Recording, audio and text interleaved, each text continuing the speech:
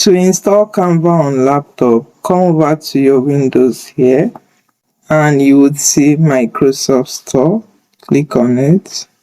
From the search bar here, search for Canva.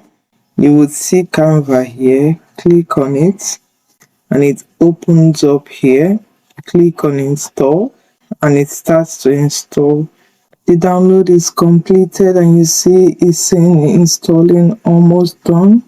You can see that it has finished installing and it says open. We're going to open this now and this opens up here like this.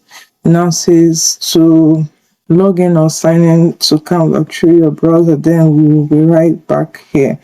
So you say log in through browser. Because I'm logged in on my browser, I'm going to say yes, continue to the app.